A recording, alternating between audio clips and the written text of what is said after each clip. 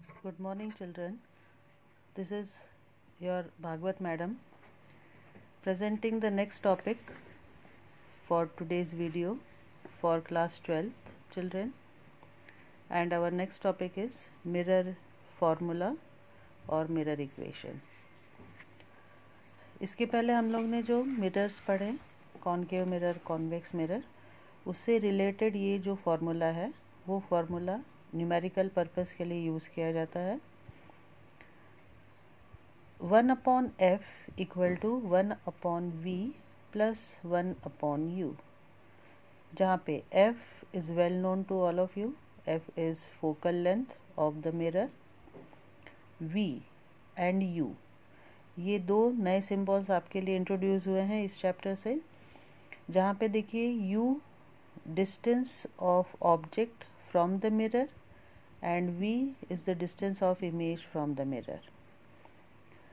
u और v में देखिए u सबसे पहले आता है और v उसके बाद में आता है, तो हमको याद इसी तरह से रखना है कि जब तक ऑब्जेक्ट नहीं होगी तो उसकी इमेज फॉर्म नहीं होगी. तो सबसे पहले ऑब्जेक्ट होगी, फिर उसकी इमेज होगी, इसलिए ऑब्जेक्ट के लिए आएगा u, क्योंकि u और v में भी u पहले आता है और v बाद में आता है. तो ऑब्जेक्ट का जो डिस्टेंस है पोल से वो कहलाता है, उसका सिंबल है u, और उसकी इमेज के डिस्टेंस का सिंबल है मिरर से v.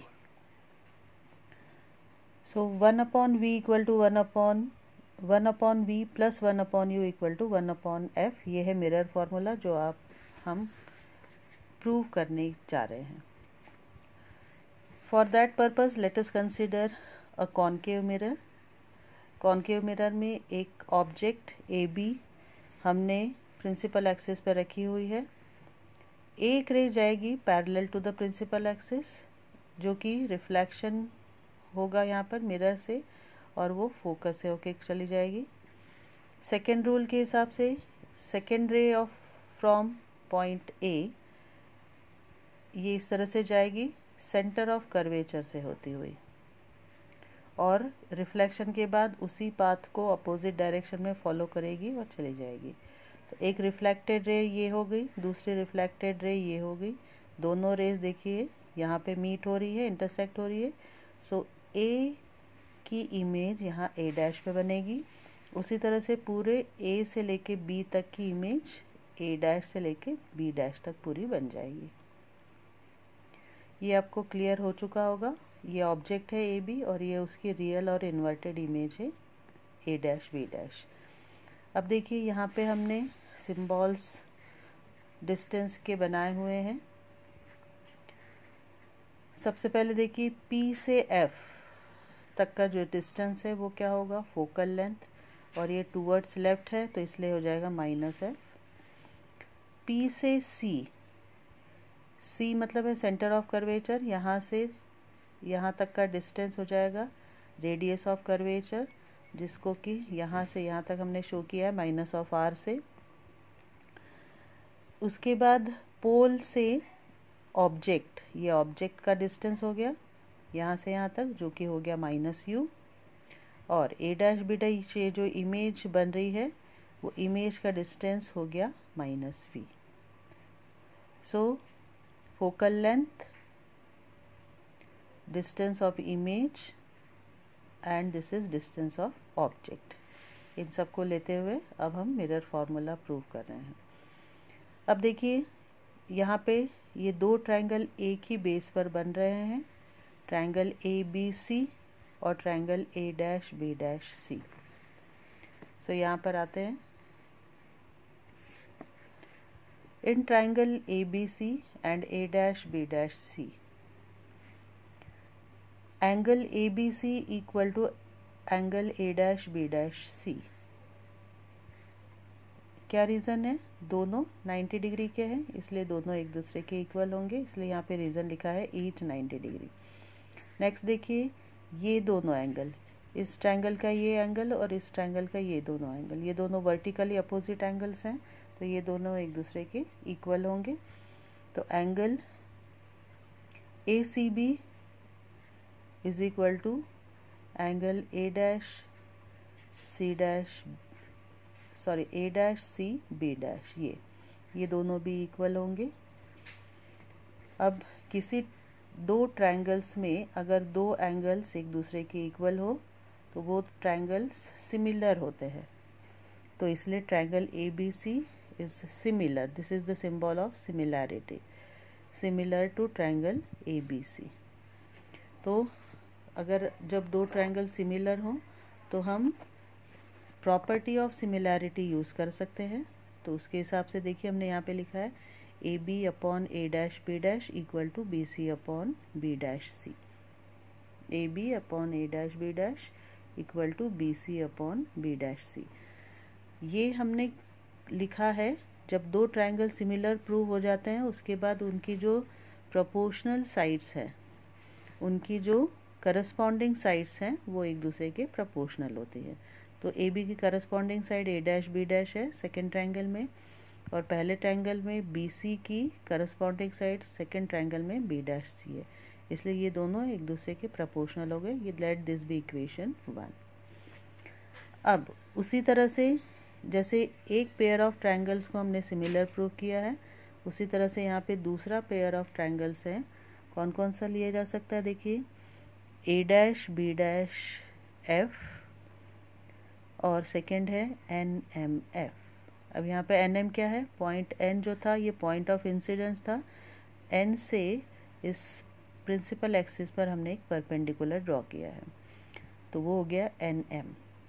So triangle N M F is proportional to triangle, sorry N M F triangle is similar to triangle A dash B dash F. तो यही चीज़ यहाँ पे लिखी है। तो उनकी जो करस्पॉन्डिंग साइड्स होगी वो प्रोपोर्शनल होंगी। तो इसका हिसाब से देखिए N M divided by A dash B dash equal to M F divided by F B dash. ये हमने यहाँ पे प्रोपोर्शनल लिख दिया है। लेकिन यहाँ पे देखिए एन एम, ये जो एन एम है ये एग्जैक्टली इक्वल है ए बी के, तो एन एम की जगह नेक्स्ट स्टेप में हम ए बी लिख सकते हैं। सो इसी चीज़ को हमने ए बी लिख लिया। तो अब वो क्या हो गया, A B upon A dash B dash equal to M F upon F B dash. अब एम, पॉइंट एम और पॉइंट पी, ये दोनों देखिए एक दूसरे के बहुत ज़्यादा क्लोज़र हैं, तो जहाँ जहाँ पॉइंट एम लिखा है वहाँ वहाँ पॉइंट पी लिखा जा सकता है। तो इसलिए इस इक्वेशन में एम एफ की जगह हमने लिख दिया पी एफ। सो अब ये नई इक्वेशन बन के आ रही है सेकेंड पेयर ऑफ ट्रायंगल्स के लिए, A B upon A dash B dash जो कि हमने यहाँ से लिया था इक्वल टू एम एफ की जगह लिख लिया P F upon F B dash as it is. ये हो गई equation 2। Now compare equations 1 and 2। Equations 1 और 2 को कंपेयर करिए, इनकी लेफ्ट हैंड साइड इक्वल है तो हम राइट हैंड साइड भी इक्वल लिख सकते हैं। तो बाय इक्वेशन 1 एंड 2, इक्वेशन 1 की राइट हैंड साइड लिखी B C upon B dash C equal to equation 2 की राइट हैंड साइड लिखी P F upon F B dash. अब नेक्स्ट स्टेप में हमको ये करना है कि सभी ये जो डिस्टेंसेस हमने लिखे हैं उन सभी डिस्टेंसेस को लिखना है हमने पी के टर्म्स में। पी क्या है, pole of the mirror. So हर डिस्टेंस पोल से लिए जाते हैं, आपको पहले भी समझाया था मैंने, मिरर से लिए जाते हैं, तो मिरर के पोल से रिलेटेड हर डिस्टेंस लिखना है। सो बी सी,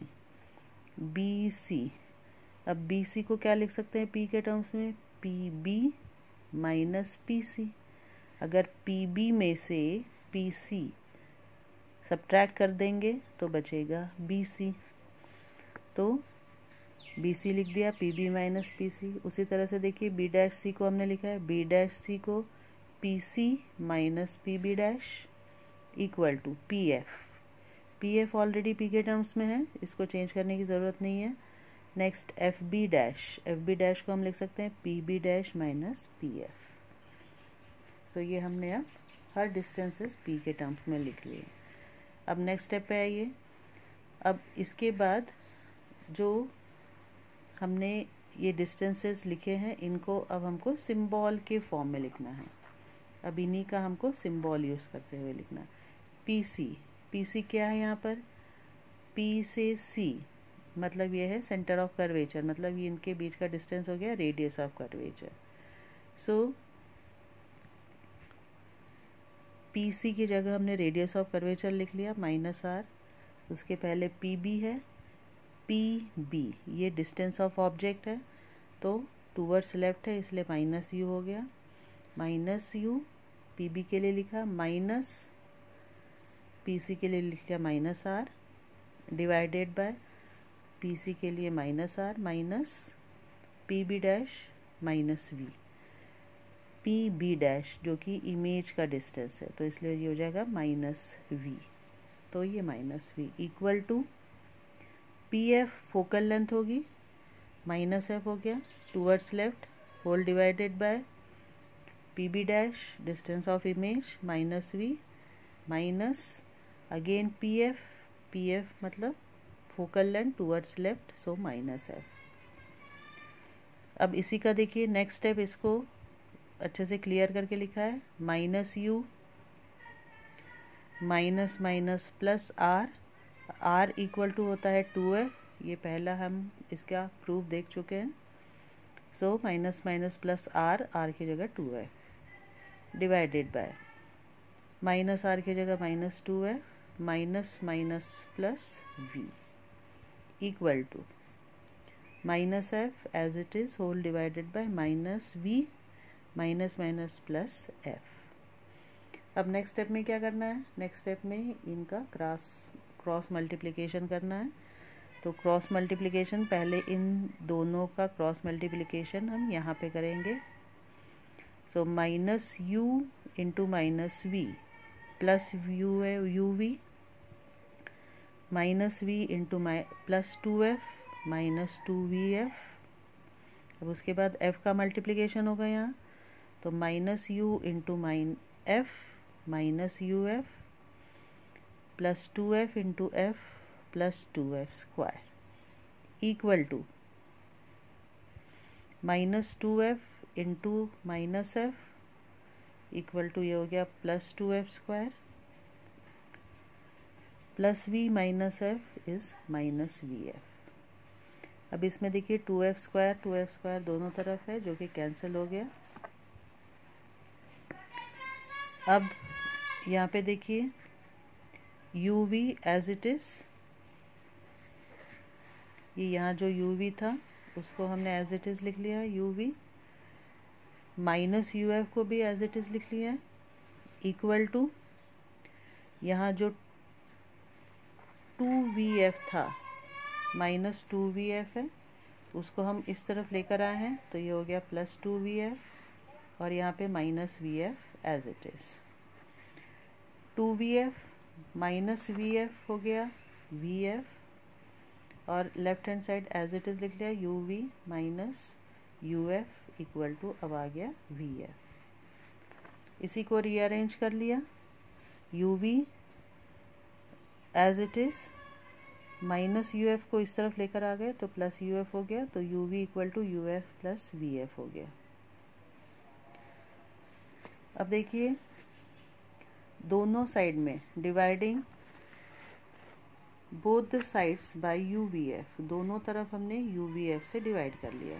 तो देखिए uv को uvf से डिवाइड किया, uf को uvf से डिवाइड किया, प्लस vf को uvf से डिवाइड कर लिया। uv से uv कैंसिल हो गया तो 1/f बचा इक्वल टू uf से uf कैंसिल हो गया तो 1/v बचा, यहाँ vf से vf कैंसिल होके 1/u बचा।